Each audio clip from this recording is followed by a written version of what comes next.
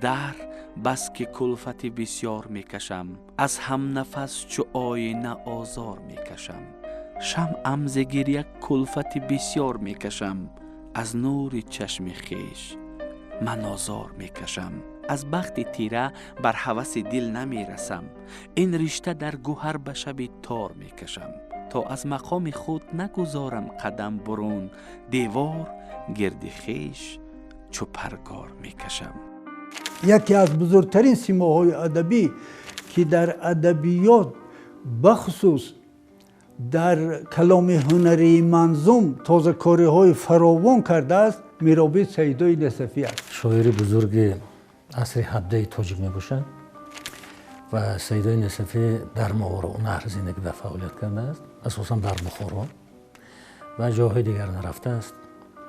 لیکن از شعر کلاسیکی ما آگاهی کامل داشت.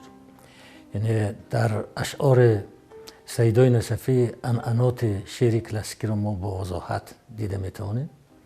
لیکن بزرگی سیدای نصفی، خدمت سیدای نصفی در ادبیات ما از آن جهت فهمیده میشود که سیدای نصفی یک شاعر نوآور است، یک شاعر تازه‌گو است.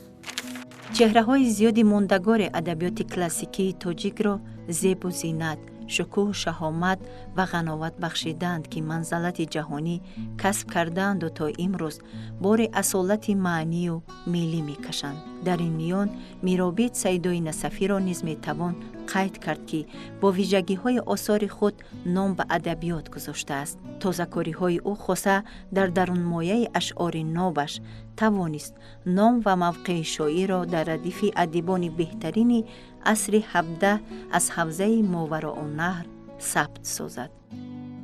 میرابط سیدای نصفی گفتن ممکن است که در کلام هنری بخصوص در ایجاد غزل یکی از شاعران کاملا نوآور است. زیرا ما میدونیم که غزل فارس تاجیک، این غزل یکی از ژانرهای هست که برابر استوار گردیدنش در تاریخ ادبیات در نیمه دوم عصر 12 دیگر جایش را تا انقلاب اکتبر به ژانر دیگر نداده است. یگانه ژانری هست که جایش را تا به آخر استوار نگاه داشته است. انکون بعد عصر 15 باشد، از عصرهای 16 و 19 سیدا در همین گونه یک ژانری که مثلا در آن مثلا جلال الدین بلخی و سعدی و حافظ و کمال و مثلا بزرگان دیگر ایجاد کرده اند، توانست در همین گونه نوع ادبی مثلا سنتی بسیار مثلا قوی تازه‌کاری کند. تازه‌کاری او پیش از همه در درون مایه غزل. به گفتگوی ریسک مهیا نمی شود، این قفل به زبان طلب وا نمی شود. کی می رود ز پهلوی مویم گرسنه چشم، گرداب دور از لب دریا نمی شود. رنگینی قبا نکند پیر را جوان، برگ خزان بهاری تماشا نمی شود. به ما را غذای موافق کند نکو، به تربیت ضعیف توانا نمی شود. خلق خوش و نجابت ذاتی است محترم، حنظل برنگ و بو گل رعنا نمی شود. در شعر دیوان سیدا میبینیم که غزلیات و موضوع به نهایت زیاد میشوند و مخصوصا در شعر و آهنگ‌های اجتماعی موضوع مسائل اخلاقی و مسائل داغ روز، مسائل عذاب و رنج مردم محنتکش و بی‌عدالتی‌های زمان و موضوعهای دیگری هم در آنجا راه یافته‌اند. سیدا به ادبیات ما، در لیریک ما، مثلا اگر شکل ژانری لیریک شعر ما اگر غزل باشد، در غزل قهرمانی نو آورد، قهرمان لیریکی تماما تازه را آورد. برای آنکه اگر ما با غزل‌های پیشینیان غزل‌های سیدا رو مقایسه میکنیم، این حقیقت رو ما در میابیم. و در این باره بار اول در ادبیات شناسی تاجیک صدری سعدی، پروفسور صدری سعدی که حالا در سمرقند زندگی و فعالیت دارند و 2 کتاب درباره سیدا نوشتند و بابهای علاهده کتابشون رو به همین قهرمان غزل سیدای نصفی بخشیدن و خلاصه تحقیقات صدر صدیف از آن عبارت است، چون که اون کس متخصص سیدا هستند، متخصص ادبیات عصر 17 شعر عصر 17 تاجیک می باشند و اون کس چون خلاصه میکنن که قهرمان سیدای نصفی در مقایسه اگر گیریم با قهرمان لیریکی غزل‌های پیشینیان، در آن ifade می شود که در غزل‌های پیشینیان قهرمان اساسی غزل یا قهرمان لیریکی یا غنایی عاشق است و موضوع غزل هم عشق است. لیکن وقتی که به غزل‌های سیدا رو میاریم میبینیم که قهرمان غزل در بیشترین غزل‌های سیدا عاشق نیست. واقعا بعد مرحله کلاسیکی رشد در ادبیات تاجیک که شعر به اوج علا رسیده و نابغه های زیاده به میدان آمدن، شعر تازه گفتن و درو گوهر ادبی ساختن کار اندک نبود. اما شاعر میرعابد سیدای نصفی توانست شعر را مضمون و مندرجه نو اهدا کند. هرچند از قالب‌های سنتی بیرون آمدن دشوار بود، اما از این قانونمندی استوار شعر سنتی با هدفهای نو و معنیهای تازه بیرون آمد. یعنی شعر سیدا شعر اجتماع شد. غزل را تا به حد توسعه بخشید و محتوای آن را پربار کرد که کاملا قهرمان لیریکی، قهرمان اجتماعی روزگاری شد. از طرف دیگر یک اندازه به غزل آهنگ‌های سیاسی انتقادی و اعتراضی اهدا کرد که این کاملا تازه‌کاری سیدا در غزل بود. اکنون یکی از تازه‌کاری‌های دیگری که سیدا در ادبیات، در تاریخ ادبیات کرده است، این گفتن ممکن است که دو رسالت تاریخی در اینجا به جا آورده است، دو رسالت کاملا تاریخی به جا آورده است، مخصوصا در موضوع در کارگیری از تمثیل. انا همین دو رسالت تاریخی، یکی احیای مثلا تمثیل در این عصر، دیگری تجدید نظر با ژانر مناظره. هر سری ماه با قد خم گشته میگوید هلال، گردش ایام ما را در جوانی پیر کرد. سیدا شعر را به زندگی خیلی نزدیک کرد. شیوه ایجادیاتی سیدای نصفی وقوع بیانی بود. انعکاس واقعیت توانست در شعر شاعر مضمون‌های نو را به میان بیارد. هنوز از شاعران هم عصرش ملاحی سمرقندی در خصوص آثارش ابراز داشته بود که نظمش خیلی سفته است. میدونیم که غزل حد معمولی ابیات غزل رو از 5 تا 12 بیت گفتند و بعضا شاعران از اون بیشتر هم گفتند. مثلا در دیوان مولانا تا 95 بیت غزل رو میخوریم و از 5 بیت کمتر رو به حساب غزل نآوردن. و وقتی که از این نگاه به دیوان سیدا نظر میکنیم میبینیم که غزلات رو از حدود 4 تا 26 بیت گفتن. مقداری 4 بیتش بسیار کم است و همگی یک غزل در حجم 26 است، ولی اکثر غزلیات رو در حجم 7 تا 12 بیت است. مثلا همین هنوز پیشتر در عصر 14 شاعران مخصوصا کمال خوجندی و خواجه حافظ معاصرانی و بعدتر عبدالرحمن جامی هم همه حد معمولی و بهترین ابیات غزل رو 7 بیت گفته بودند، چون که کمال میگوید که مرا هست اکثر غزل 7 بیت چو گفتار خسرو نرفته زیاد. و در دیوان سیدا هم حد معمولی غزلیات از 7 تا 12 بیت است. جنبه‌های هنری غزل سیدا از نگاه استفاده صنعتی بدی در حدی هست که یعنی که خودی همون دوره زمان انتشار یافتن سبک هندی، یعنی که پنگشتن سبک هندی در نظر بود، یعنی که از همین نقطه نظر در شعر سیدا هم استفاده صنایع بدی خیلی زیاد به نظر می رسد و پیش از همه باید گویم که در پیروی از سبک هندی آفریده شدن اشعار سیدا هم یک وجه بهترین تصویر وضع سیاسی و اجتماعی و فرهنگی همون زمان در شعر او به نظر می رسد.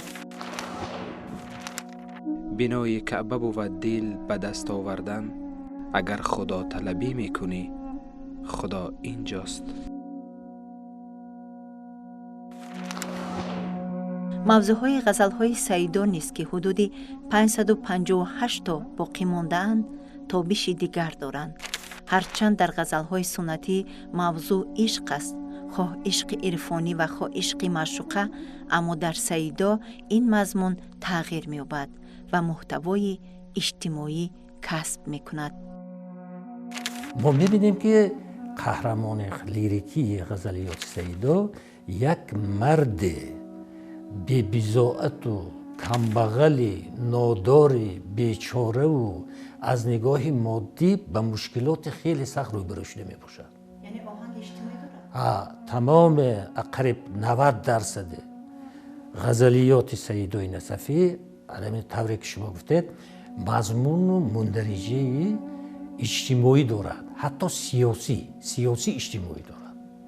یعنی سیاست رو به غزل داخل کرد و اجتماعیات. این چیز در پیش هم بود. پیش مثلا در غزلیات حافظ، در غزلیات سعدی ما به این چیزا مواجه میشیم که معنی های اجتماعی در آنها هم هست و بسیار است. لیکن در شعر سعیدا آمده موضوع اساسی غزلیات سعیدا رو تشکیل کرد، یعنی موضوع اجتماعیات.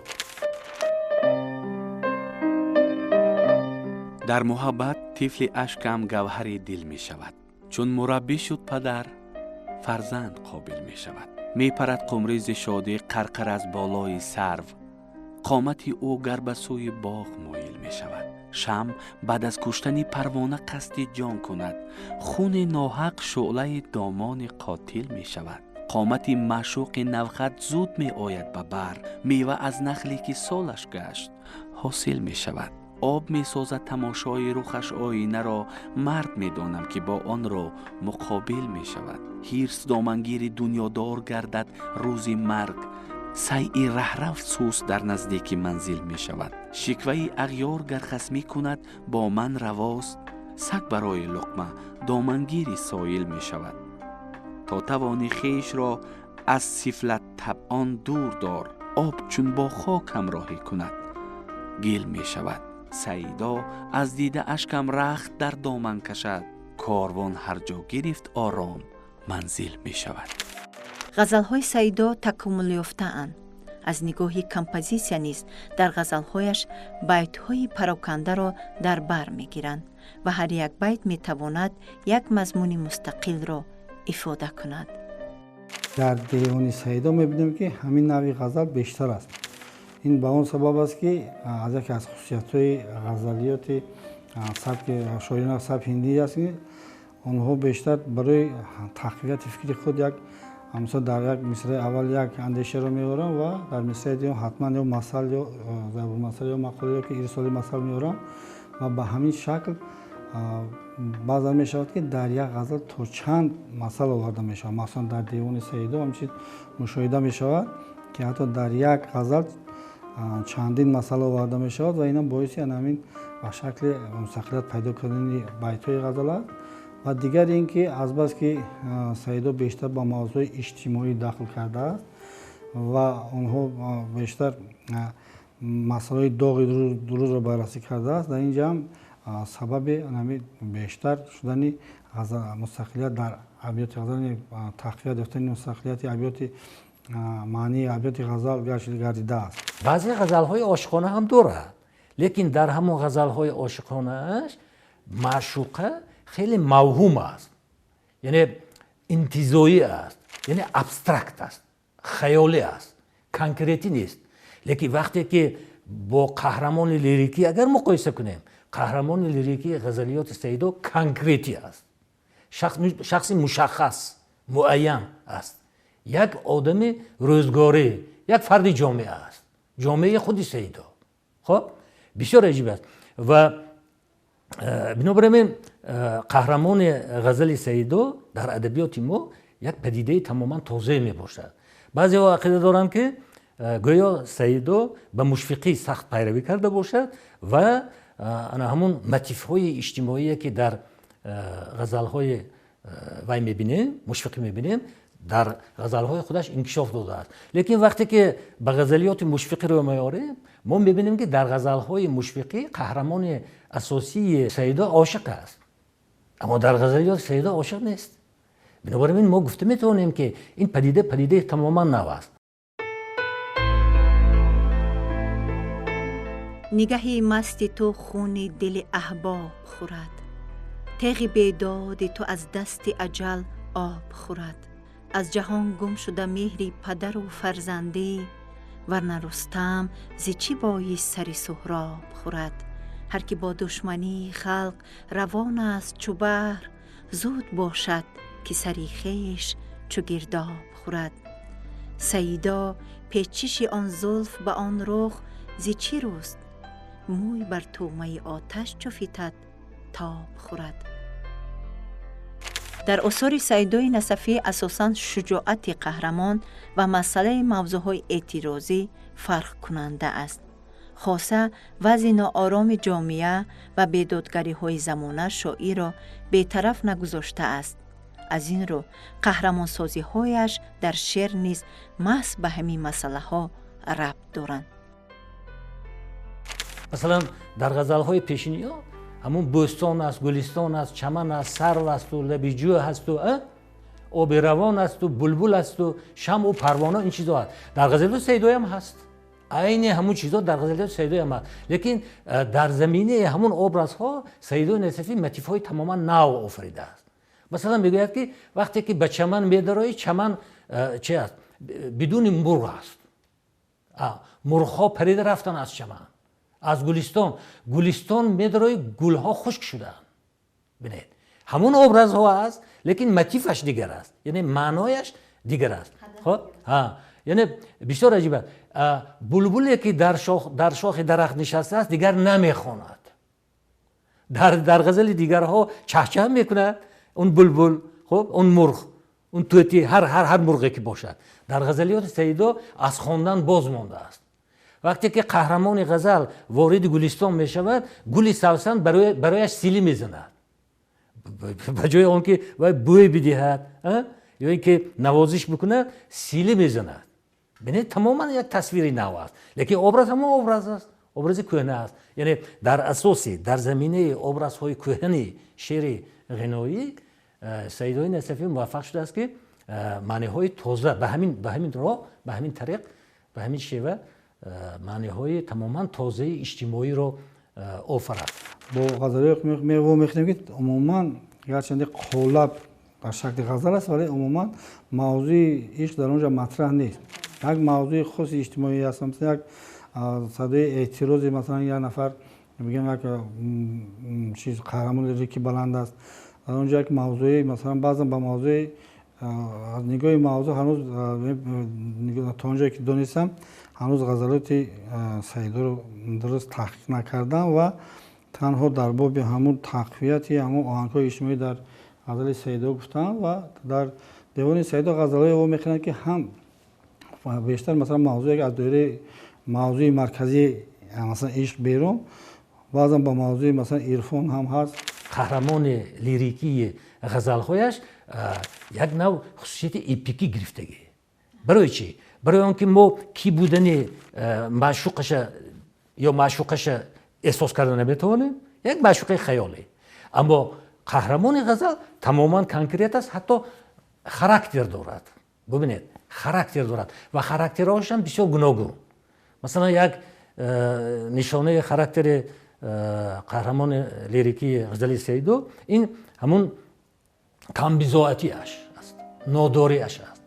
ӯ ғам дорад, гирифтори ғам аст, лекин ғамаш ғами фироқи маъшуқа нест, ғами ошиқона нест. ғами ӯ дарди иҷтимоӣ аст. дар шеъри Саидо ирсоли масал ба авҷи аъло расидааст. ҳарчанд ин санъати бадеӣ дар адабиёти классикии мо то Саидо зиёд вомехӯрд, اما شاعر توانسته است با ویژگی ها به شعر لباس مثل پوشاند. مثلا یک بیت معموله که امروز در زبان خرد و بزرگ ما قرار دارد: به مربی زیر گردان معتبر نتوان شدن، ماهی نو رو رفته رفته چرخ عالمگیر کرد. که مثلا همین بیت رو اگر ما توجه فرماییم، یعنی که یکی از نمونه های عالی ارسال مثل در شعر شاعر به شما می رود. و یا مثلا در جای دیگر می گوید که قامت پیران بود صد ره موج خطر، خواب آسایش به زیر سایه این پل کنید. یا باز بینای کعبه بود دل به دست آوردن، اگر خدا طلبی میکنی خدا اینجاست. یعنی از آموزه های تعلیمی شاعر ما میتوانیم چنین نتیجه گیری نماییم که سیدای نصفی برای نشان دادن انسانی کامل، یعنی که پیش از همه، یعنی که برای نشان دادن انسانی کامل زندگی مردم عادی را در شعرش به طور بسیار واسع منعکس نموده است. به مربی زیر گردون معتبر نتوان شدن، ماهی نو را رفته رفته چرخ عالمگیر کرد. آثار تمثیلی رو احیا کرد توسط بهاریات یا حیوانات نامه احیا کرد و طرز ایجاد کرد که مثلش تا سیدا و بعد از سیدا هم نیست. البته چند نفری که یک یا دو نفری که با سیدا پیروی کردن، اونها به پایه و هیچگاه رسیدن نتوانستند. از طرف دیگر رسالت تاریخی، پهلوی دیگر رسالت تاریخی به جا آورده سیدا همین بود که با واسطه آفرینش بهاریات او توانست ژانر مناظره را که از کهن‌ترین ژانرها در تاریخ ادبیات است تجدید نظر کند.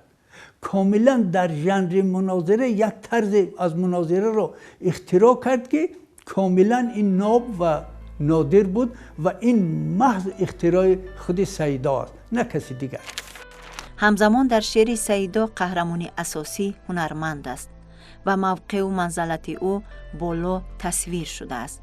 از این رو نام کسب و هنرهای زیادی در شعرش آورده می شود. مخصوصا در اثرش شهرآشوب می توان زیاده از 212 نامگوی هنرها را واخورد.